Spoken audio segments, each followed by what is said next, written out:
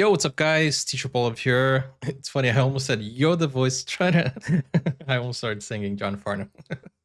Guys, today we have a coffee request. If you want to request a video, click over here or go over to Buy Me Coffee. Link is in the description. And we're here with Felipe. Hello there, everyone. I almost started the video like, yo the voice. Try to understand it. Yo, what's up, guys? Teacher Paul up here.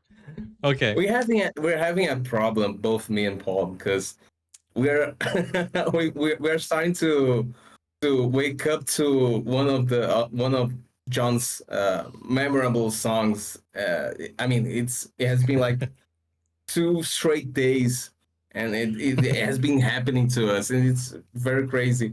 And the worst of all, if I can say the worst, it's actually the same song. It's Age of Reason. Yeah. Man, that's absolutely incredible. How is that even possible, man? It's too much coincidences. Yeah. So before we started recording, I asked him, "Is this happening to you as well? This phenomenon? I'm waking up to. What about the world? Like I just wake up with Yeah. that." Yeah. And he said, "Yeah, it's crazy. Yeah. Does that happen to you guys? Let us know in the comments." Okay, guys, we're gonna go straight to the video. I did not pull up your fan art. Do you want me to do that, or do we do that after the video? I guess we can do that after the video. It's no problem to me. Okay, guys, we're gonna pull up the fan art. But just so you guys know, we have a fan art that is going on. If you don't know, it's John Farnham and Olivia Newton-John. It's just a sketch for now because we need your support to commission this. So let me just pull up the website so you guys know what I'm talking about. So whenever you want to request a video, you can go over to Buy Me a Coffee and request a video individually. However, big projects like these, we do a group request. So it's kind of like a crowdfund, and we're commissioning a fan art from Felipe, and you guys can go help out. It's over there, Olivia Newton-John and John Farnham fan art, okay? All done by Felipe. And also, if you guys want to help out in other projects that we're doing, this is Australia Rabbit Proof Fence over here, or the main event with John Farnham, Olivia Newton-John, and Anthony Warlow, or Man from Snowy River. All these projects are there for you guys to help out and, you know, just watch an Aussie movie reaction. Okay? I think that's pretty much explains the wish list. Yeah, I guess so. Yeah, so by the end of the video, we will show you the sketch if you haven't seen it yet. But let's go straight to Aussie Deb's script. Thank you, Aussie Deb, for requesting this video. This is John Farnham, the history of John Farnham, part 34. The Aussie Deb says, "Hi, everyone. Welcome to part 34 of the history of Australia's favorite son and the voice John Farnham, from Sadie to now. This is 2009 continued as Coldplay performed at the Sound Relief concerts." Wait, have we not done this before? I think we did. Yeah, we've done this one. So are we in part 35? Yeah. I double checked and I saw 34 isn't on the channel, so or did we, or wait, would you like to check the next videos to just make sure that we have already seen them? Yeah, okay. So the first video is Coldplay singing You're the Voice with John Farnham at the Sound Relief concert. Pretty sure we've done that one. And then the second one is let's see, the second one is QPAC. Okay, we've done that too. It's from that concert that there were no before the next act, we might official footage. Yeah, so we have done 34. Okay. I knew it. Yeah, you told me we've done 34, and I'm like, yeah, I think we have, but I couldn't find it on the channel. Maybe it got blocked, but let me just quickly go to 35, and we're not going to cut this because the intro was good. But let's go. Aussie Deb says, "Hi, Felipe." Sorry, I always skip my name. "Hi, Paul and Felipe, and everybody who loves our Farnsy and great music. Welcome to part 35 of the history of John Farnham from Sadie to now. 2010, moving on to 2010.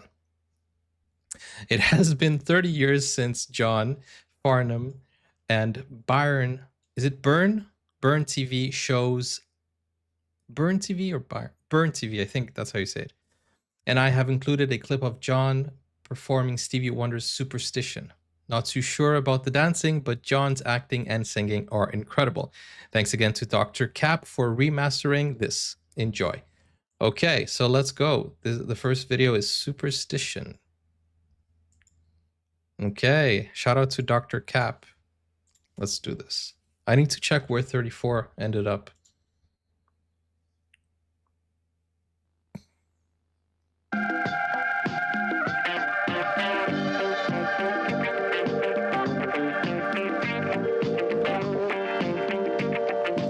Yo, this is not 2010. Yeah, I was about to say that. This is not 2010.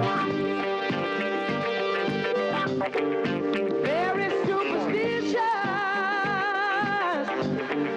writings on the wall.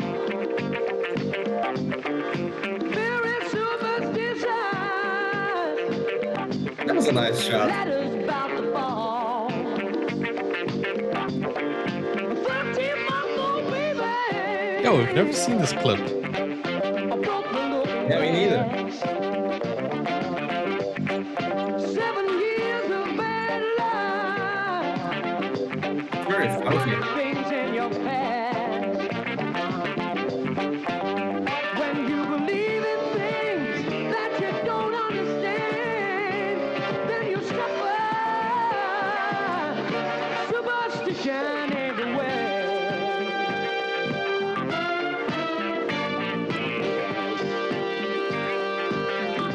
Oh, very superstition. Wash your face and hands. Rid me of the problem. What was it with ladders in the 80s? You all that you can. I think it's because of the superstition. If you go under a ladder, it gives you bad luck. No, I know that part. Well, actually, you make a good point. But back then, they always had ladders also, like dancing with ladders, right? There are other videos, other songs. I'm not sure about that, but okay. You don't wanna save me. No, no, no. Sad is my song. When you believe in things that you don't understand, then you suffer. Superstition everywhere.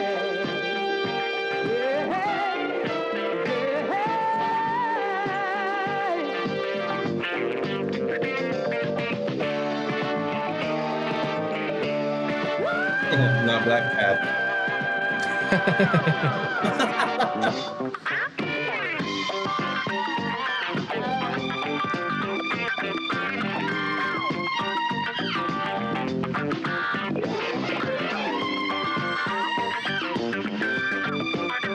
What are these guys in leather pants supposed to represent here?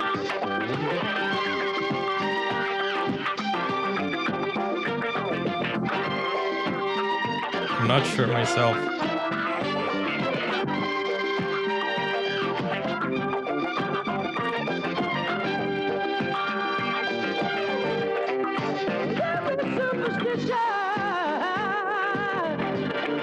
Nothing more to say. Very superstitious. The devil's on his way. It seems it's like he's scared of them. It's like, what? It was like he's scared of them. Yeah, I'm pretty sure he is. I got scared when they started staring at the camera.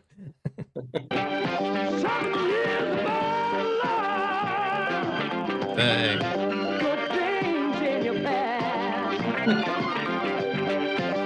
If you believe in things that you don't understand, then you suffer.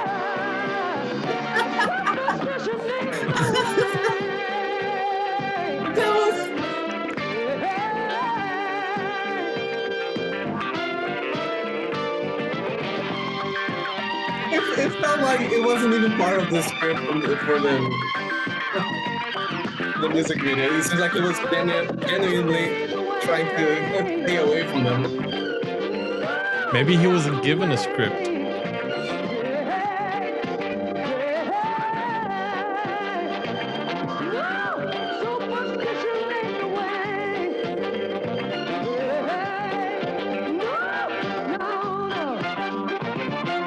No, I'm out.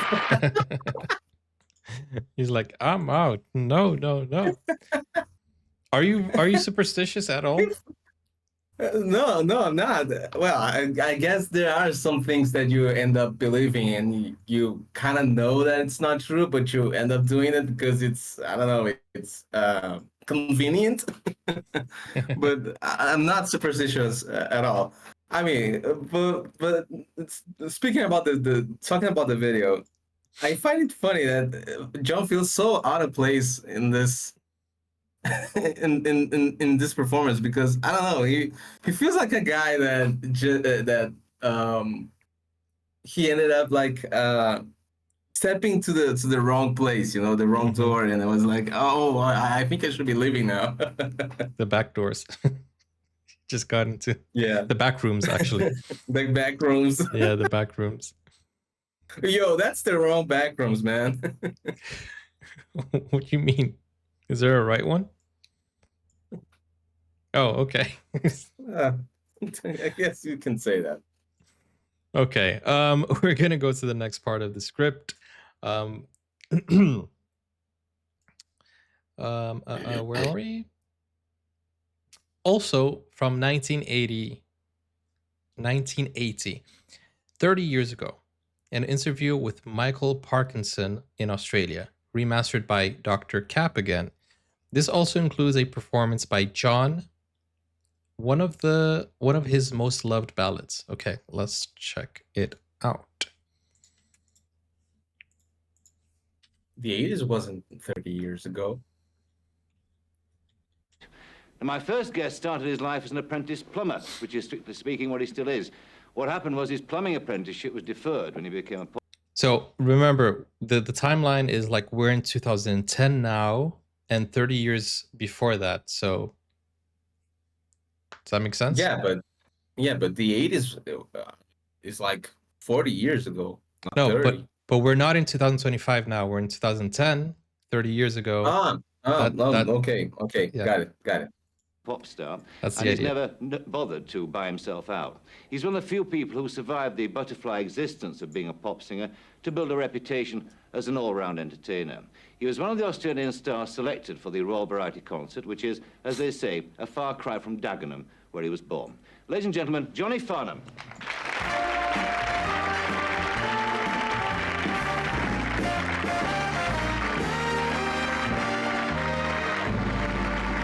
They still called him Johnny.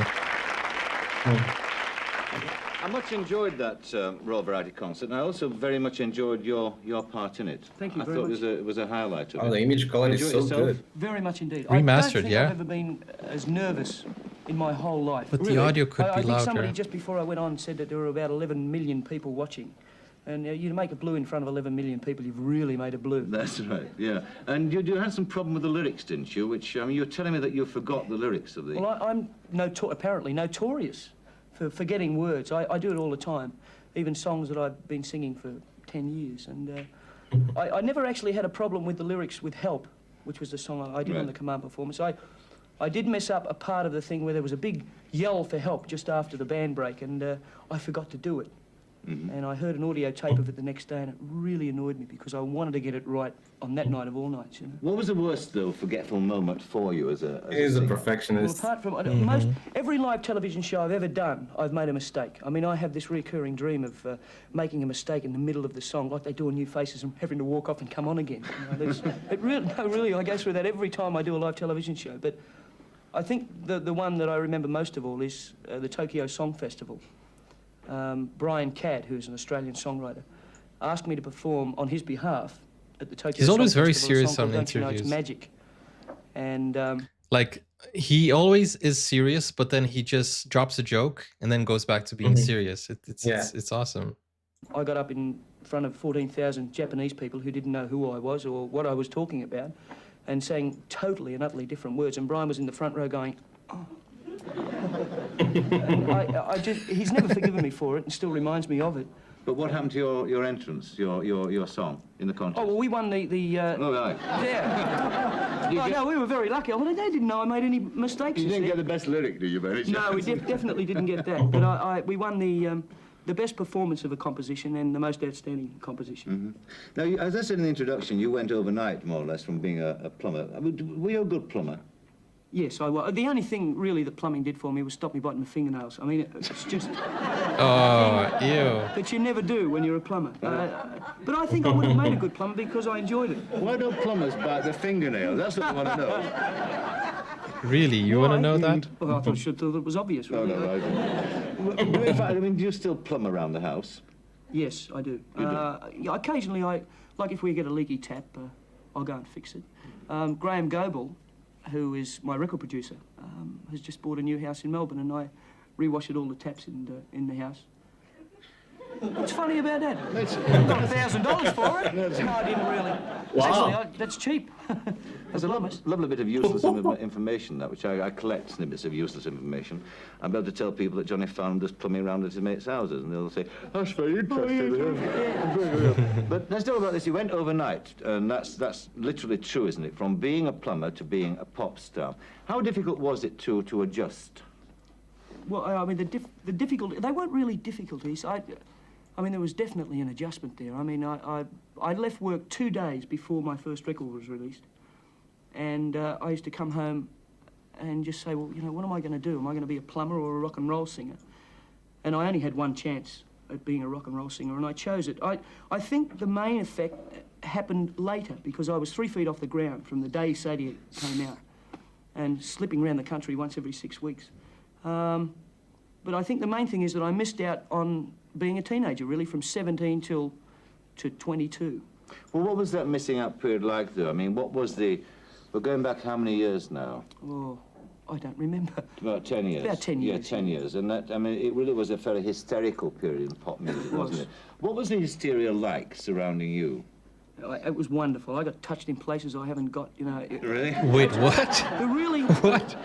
The really frightening part about it, and it's not frightening when I think about it, I mean, it was absolutely amazing. But the really terrifying part about that whole thing was that I'd go and do a show somewhere, and you'd all get 1,000 people all trying to touch you at the same time. And that is terrifying, absolutely frightening. Crowd surfing but you know must that they're be doing it, or most something. of them, hopefully, are doing it because they like you.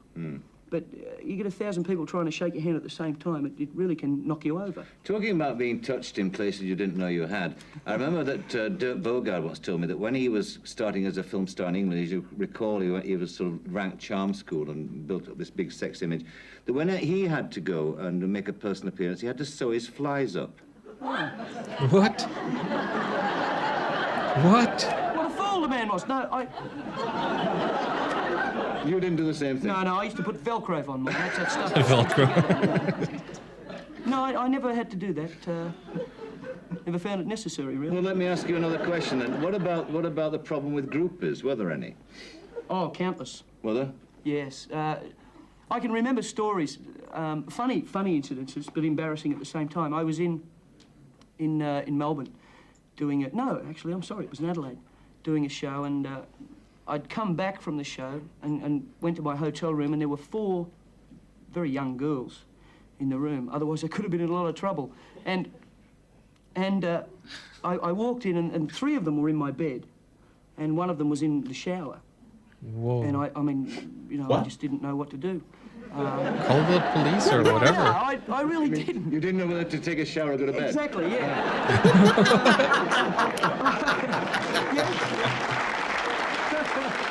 How did they get in? Wish I'd have said that. I really do. No, I just didn't know what to do, and I thought, well, these young girls are in my room, and they always blame the fella. So I just bundled all their clothes up and them all in the one sort of little pile and put them outside the door and tried to forget about it. It took me 3 months. Do you ever have literally of beating the door down? Yes, I had an awful experience once going back to hotel rooms. It always happens in hotel rooms. I was in a country town in Victoria, and as I walked through the foyer of the hotel, there was a wedding going on in one of the reception rooms, and the bride and the bridesmaid spied me, you see, and it was, oh, come and have photographs taken around the cake. You know, it was one of those, so I thought, oh, yeah, well, I'll go and have photographs taken around the cake. And I stood there and cuddled the bride and cuddled the bridesmaid, and everything was terrific like that. And then I left and went up to my room, and I heard a very slight knock on the door, and I thought it was my manager. So I opened the door, and it was the bridesmaids. Bridesmaids? Yeah. So I nearly died, and they banged their way into the room. There was about 5 of them, and a flower girl. I just didn't know what had happened, and all of a sudden they were in. It had never happened to me before either, but they were instantly into all of my clothes. They were under the bed, into my suitcases, looking for old toothbrushes and ties and things like that to take. And this was before eBay. I suppose they were going to hang them around their necks, and I, after about 10 minutes, bundled them all outside.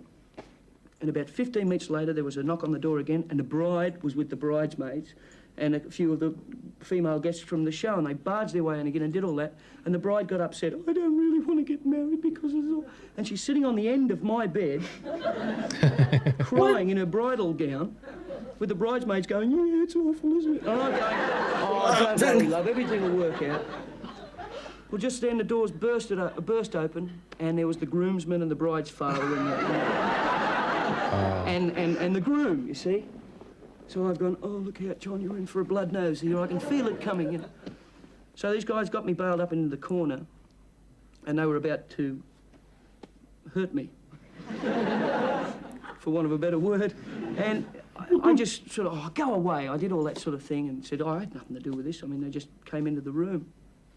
And the guys got a bit upset and left in a rage, and I was bundling these women out.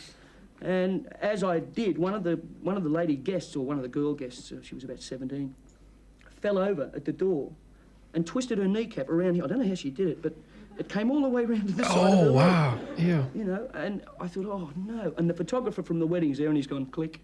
And he came up to me afterward, and he said, right, this will cost you $2,000, otherwise I'll put it in the paper. Really? So without further thought, I threatened him. I threatened to introduce him to the bridegroom, actually. And I just told him to go away in no uncertain terms. And the photograph was in the local paper, and I got a letter from the bride and groom about 4 weeks later from Queensland, where they'd been on their honeymoon, saying how much they enjoyed meeting me. Some people are so thick, I thought I was really going to get into trouble over that. It's the old thing, there's no Sakura's folk. But talking about brides and bridegroom and all that sort of thing, what was the reaction of your fans when you got married? Because it's actually the worst thing that a pop star can do, isn't it, is to get married. Well, so they say. It's the worst thing. From the fans' From the point of fans' view. point of view, yeah. Well, some very guess for funny the comments. My fans. wife got I all know, those, yeah. awful threatening letters and things like that, which she's very understanding about. She doesn't like them, but she understands. And I got the same thing. But one very funny story happened. There was a group of girls that used to come to every show I've done in Victoria. No, 7 or 8 of them still come. And 4 of them arrived at my wife's home in Glenroy. And another one came in behind them, and she had a knife in her sock and a wedding present in her hand. And my wife opened the door. She said, I came to stab you in the back. Happy wedding. And she invited her in for a cup of coffee. And this young girl was threatening with a knife at one stage and handing a gift in the other. It was just like that. It was it's a strange thing. I still get people coming up to me and saying, very pretty young ladies of 20 and 23 come up and saying, I was a fan of yours when I was 5, but I grew out of it. And it really upsets me. I mean, you've grown out of it too, in the sense, haven't you? I mean, you did Charlie Girl and then Pippin, which sort of led you into another area, for which you must have been very thankful, I would imagine. I was at the time, because I'd been doing what I do for 5 years, up until Charlie Girl, and it was a brand new thing. Charlie Girl was either a make or break for me. And I'm very, very lucky that it worked. And I enjoyed it. I believe in diversification. I believe, particularly in Australia, we've got 14 million people. And you can't keep everyone happy for very long. They do get sick of you, and that's a fact of life. So I had to do as many different things as I could, and Charlie Girl was a perfect... It's funny. It's funny hearing that from John Farnham. They get sick of you. I don't see anyone getting sick of John Farnham. Yeah. Nemo, didn't you? My mate on that. Old Decker. He's a character. Oh, sure is. Yeah. I learnt more about being on the stage in 6 months with Derek than I could have learned in 15 years. Yes. Did he play any practical jokes with you on stage? Because he's renowned for it. Used to do that all the time. Yeah, I know. One of the worst experiences, and I'll never forgive him for this, and he knows it, was I just finished singing a song about how much I loved Charlie Girl. And Derek was about 4 years late on his entrance, just after the song.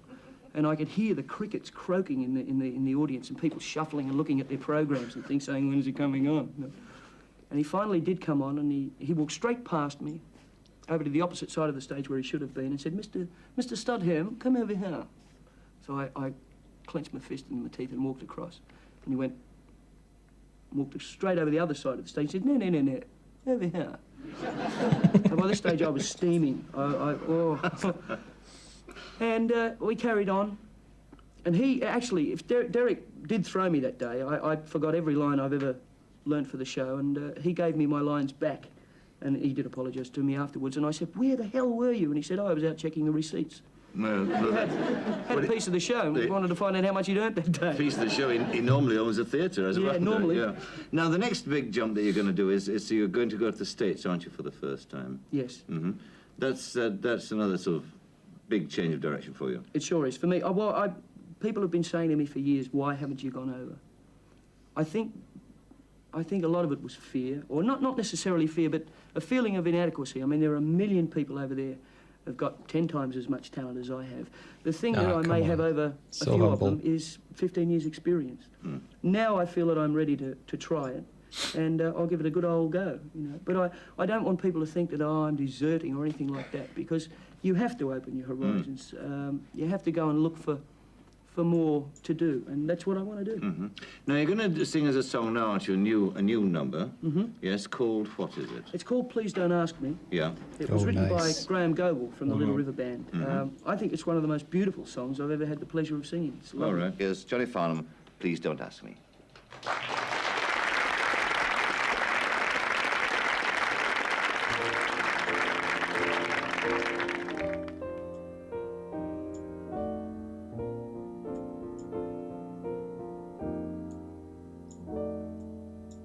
Please don't ask me what am I thinking. It's about you. And please don't ask me, I never can see you. What can I do? My first impulse is to run to your side. My heart's not free, and so I must hide. Please don't ask me what I'm gonna say to you.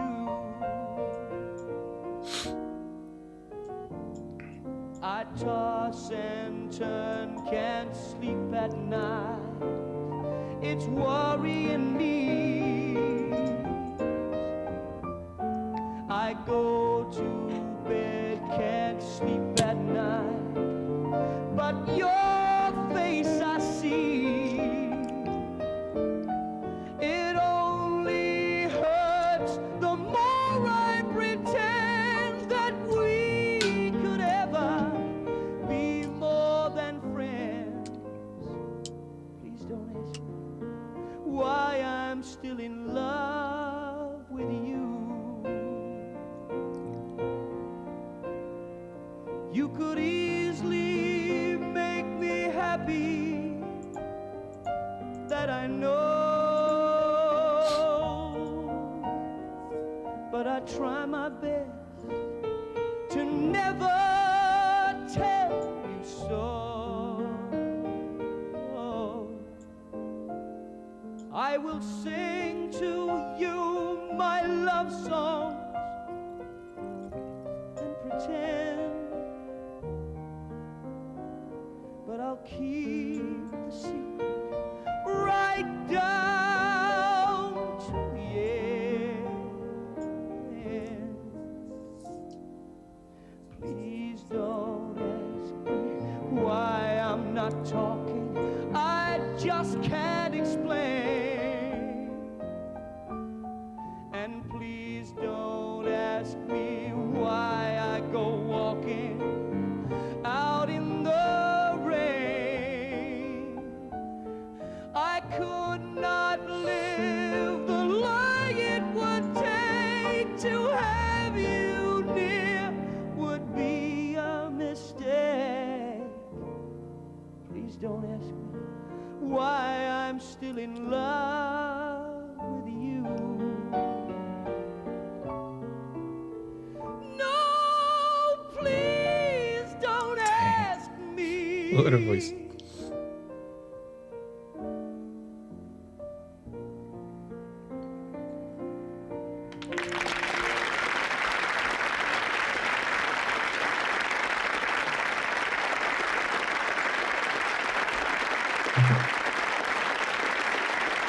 Wow, that was beautiful. That was great. Yeah, that's a great interview as well. Like, I always like seeing John's interview because he shows both sides of his funny side and his serious side. Mm-hmm. Yeah. Okay, And 2010. he always has he always has a interesting story to share with us. Yeah, man, I'm sure he has gone through a lot of crazy Yeah. stuff. Okay, 2010 is 10 years since the MOTH tour and 33 and a third album. I've included the raw studio version of The Way. He didn't perform in the concert tour, but as we all know, John and the band are magnificent, whether it's a studio, live, raw, a cappella, or on the spot. Let's check it out.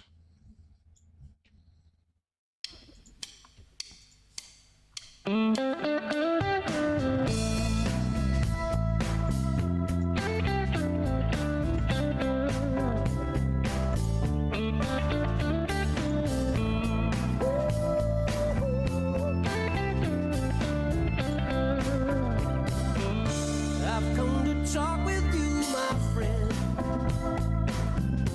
Love the message that I send. Nice. If you don't know what's going on, He's wearing glasses. everything just seems so wrong. If there is trouble in your life, take the time to realize that you will never be alone. Mother love will take you home. Hang on to your independence to get you through the day. We all need a little help along the way. I feel the sadness in your heart, almost tearing you apart. The band is always with him, right? Now I'm reaching out my hand. I know your heart will understand. Hang on to your independence to get you through the day. We all need a little help along the way. We all need a little help along the way. Dang.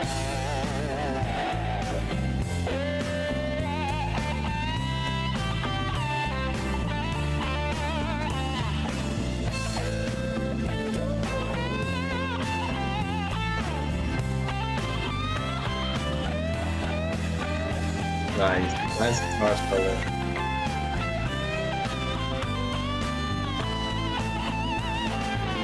Although the night is dark and cold, I send a message That solo to was your awesome. soul It was indeed. that I've been with you from the start.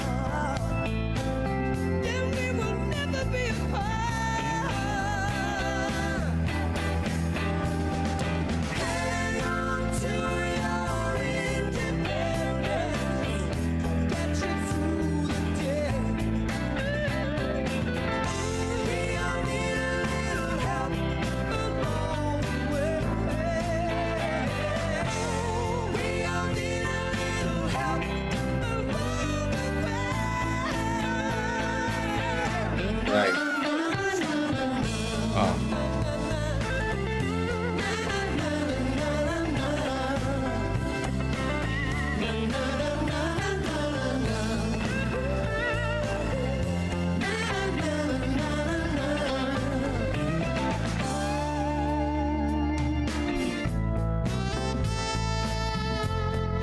Yeah. I wasn't expecting this act. It makes a big difference.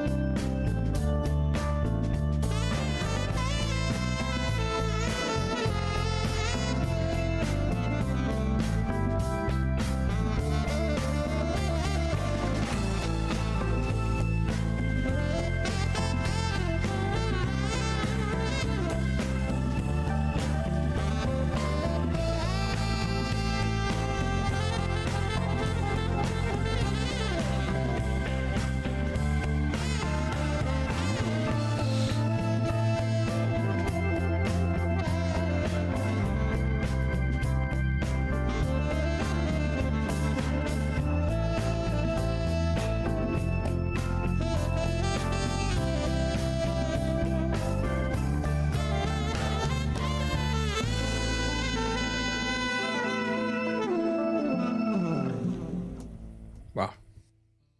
Love that ending. Yeah, pretty cool. That is pretty cool.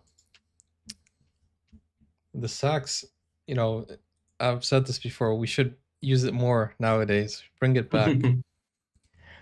And now, the studio version of Trying to Live My Life Without You.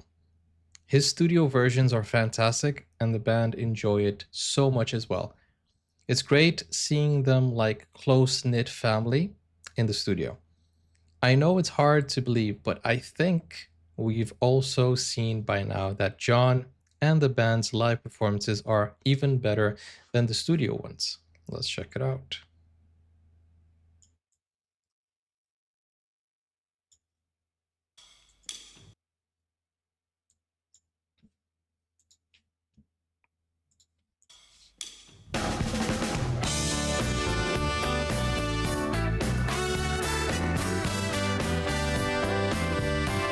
I used to smoke 5 cigarettes a day.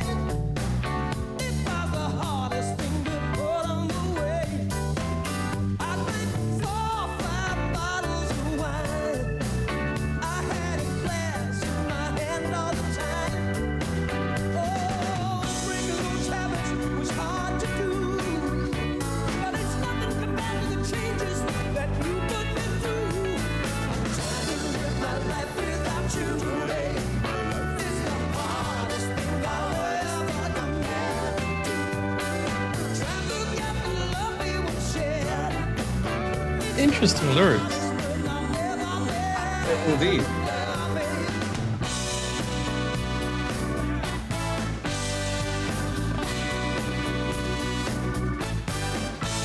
had the worst reputation around for chasing all the women in town. I thought changing my way of living was hard to do, but the worst habit to break, baby, is loving you. I've done everything I've tried to do, but it's gonna take a miracle to get over losing you. Trying to live my life without you today. It's the hardest thing I'll ever do. Trying to get the love we once shared. It's the hardest, but I'll never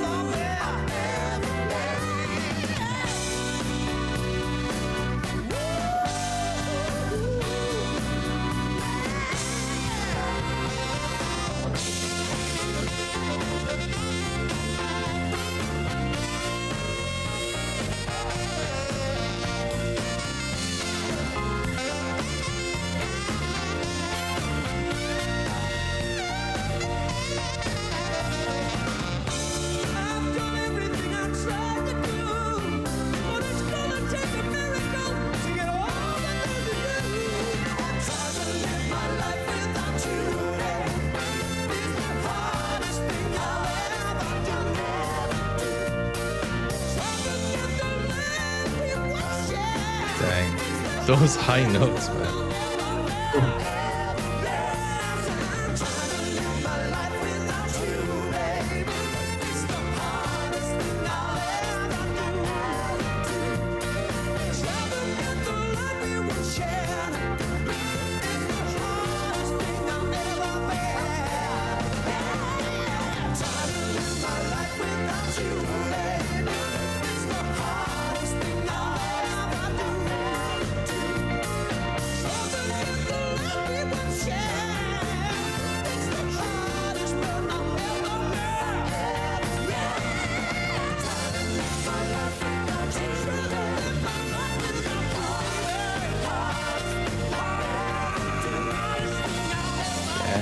for the raspiness.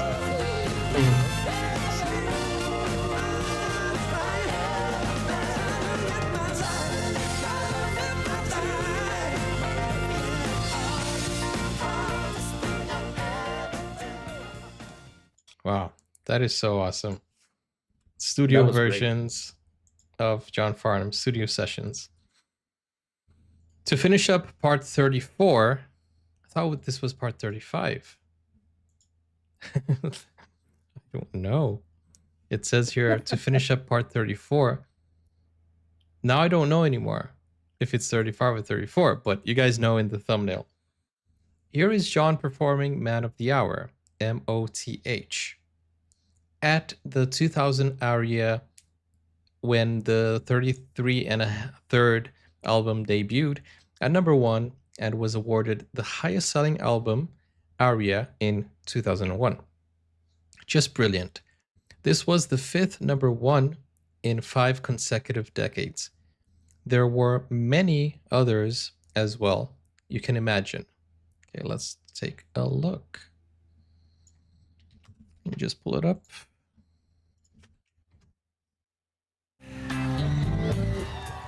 The ice is melting in my glass. There's a storm out on the ocean. There's a picture in a golden frame, lying cracked and broken. If you lined up all the losers and put them in my shoes, then put me on a pedestal and crown me prince of fools. 'Cause even though you did me wrong, my heart denies the fact. If you give me half a chance, you know I'll take you back. There's a fool on every minute, and I'm the man of the hour.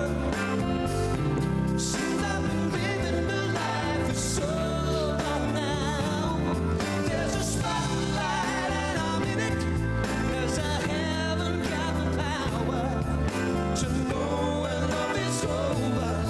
I'm the man of the hour. Ooh, well, that's good. There's a time for giving up on love and a time to stay and fight.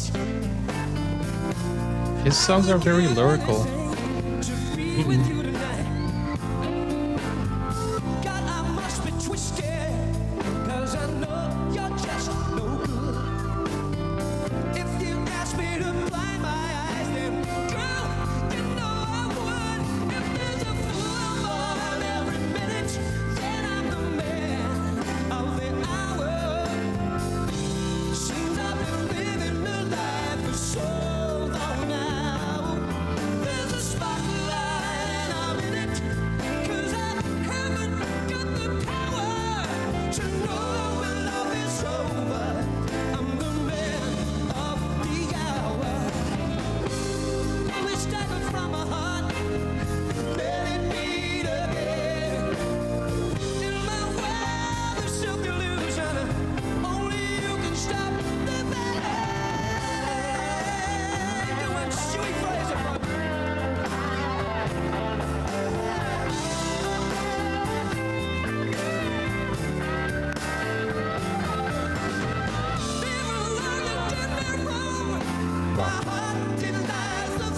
He stopped doing the mic stand tricks, right? Doesn't do it as often.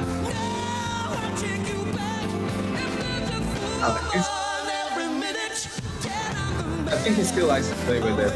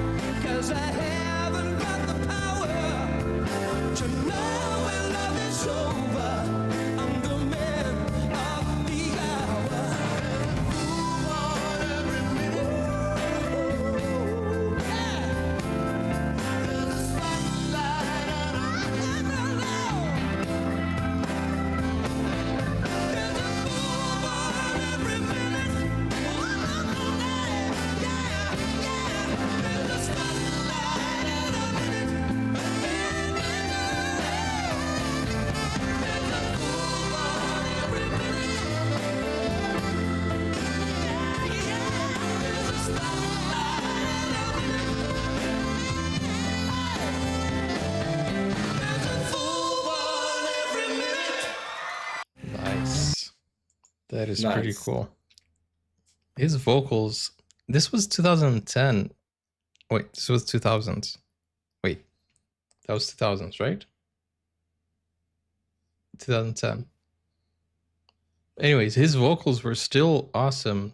Like after so many years, he still managed to hit those high notes. Absolutely. In October 2010, John released the album Jack, his 20th studio album, and it included 7 new songs and 4 cover versions of songs by Ray Charles, Curtis Mayfield, Percy Sledge, Jerry Vale, and Eddie Arnold. The album peaked at number 2 on the ARIA charts, and by the end of 2010 had been certified as gold. Wow. Following are a few clips from the concert tour at smaller regional centers, wineries, and arenas. Kate Ceberano, Ross Wilson, the writer of Touch of Paradise, and Michael Painter were amongst John's support acts. These are 3 names I know you and Felipe have seen and heard, Paul.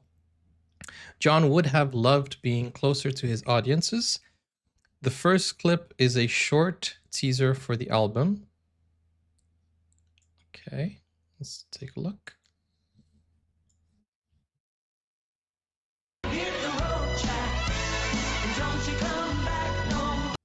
For some reason, I don't know, it's not going full screen. Okay, here we go.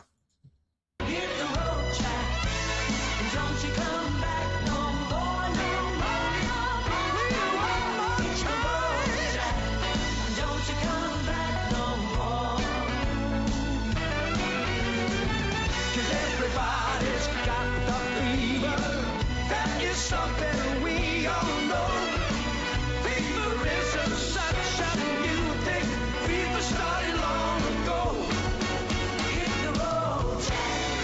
Don't you come back no more, no more, no more, no more. Hit the road, Jack.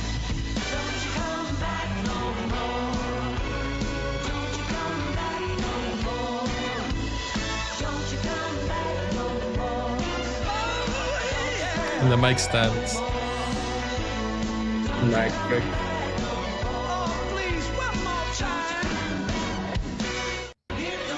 Nice. So that's the teaser. I love the mic stand compilation. It's so cool. Here is 24/7, 365, a fun, great performance by John. Okay, here we go. Didn't open. For some reason, it's not opening. Okay, here it is. But this is off the album Jack, which is coming out on October 15. The new single's called 24/7. Mate, do what you do best. Thanks, guys. Good to see you, mate. Thank you very much. 24/7, 365.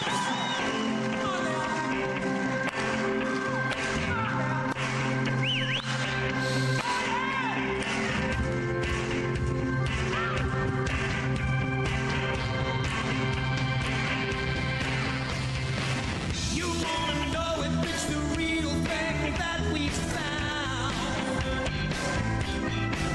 'Cause all that's come and gone is run love affairs who let you down.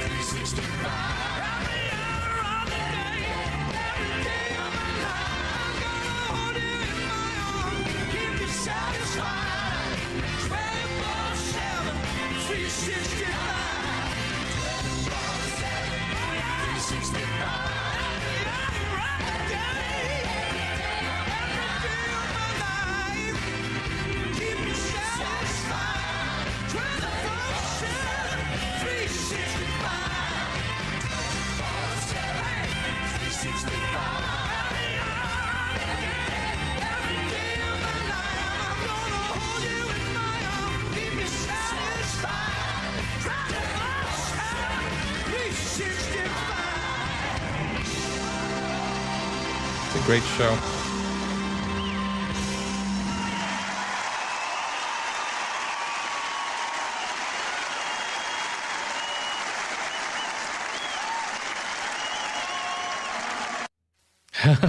He did the Elvis in the end.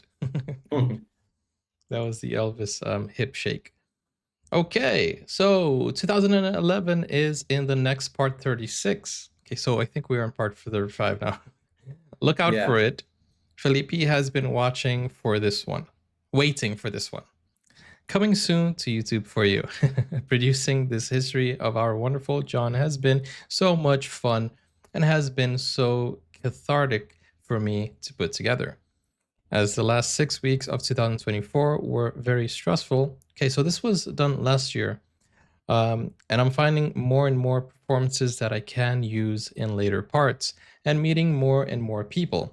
Guys, if you want to meet Ozzy Deb and talk to us, also go on Discord. The link is in the description, okay? It's just so wonderful. Thank you for watching, and I'll see you soon for part 36. Love to all, Ozzy Deb. Thank you so much, Ozzy Deb, for this. It's just really great to see the history of John Farnham and, you know, find these relics. And yeah, it's awesome. I need to pull up the video. I mean, the fan cam, so you can. The fan art. Yeah, sorry, the fan art. So you can talk about the wish list while I do that, maybe. Yeah, like Paul has, like he said in the beginning of the video, we have many projects and we cannot do them without your help. So, for example, this fan art, we are still almost halfway there, and there are so many other projects we want to do here in the channel, and well, we need your help. I guess there isn't much that I can add to that. Yeah. So this is the sketch, and we are still in the first stages because we haven't hit the goal yet. So hit the goal, Jack, and that will be that would be very helpful. So this is Olivia Newton-John and John Farnham. This is the initial sketch, and that's how it's gonna look. Obviously, the finished part will be full of color and a lot of stuff that Felipe will put his magic on, right? Yeah, absolutely. I'm going to add many different references to different performances from John. Of course, the main influence is, of course, the 2004 performance from the Sydney Olympics, but yeah, I plan to add more than just a reference to that period. Yeah, I hope you guys like it, because this is going to be a very interesting and a very fun project for me. So yeah, I think that's all. And also, guys, we have other projects here, which is the main event, Man from Snowy River, Rabbit Proof Fence, all from Australia, Crocodile Dundee. We also have the movie Australia over here. We have a lot of stuff here on the wish list where you guys can go and support so that we can do a movie reaction to it. But that's it for today. We will see you next time on part 36. Looking forward to it. I think it's 2011. We're doing 1 year per part. Yeah. So yeah, absolutely, man. Okay, so thank you for joining in, Felipe. Thank you, Ozzy Deb, and thank you everyone for watching until now. And I hope you are enjoying these. Don't forget to go check out the full John Farnham playlist. I'm also posting other stuff there, which is basically, you know, a lot of John Farnham stuff, Australia stuff, and it will be nice to check, you know, to see you guys there. Don't forget, if you want to request a video like Ozzy Deb did, go over to Buy My Coffee, click over here for the wish list, or click over here to see my John Farnham playlist, and I'll see you guys. Take care for now. Bye-bye.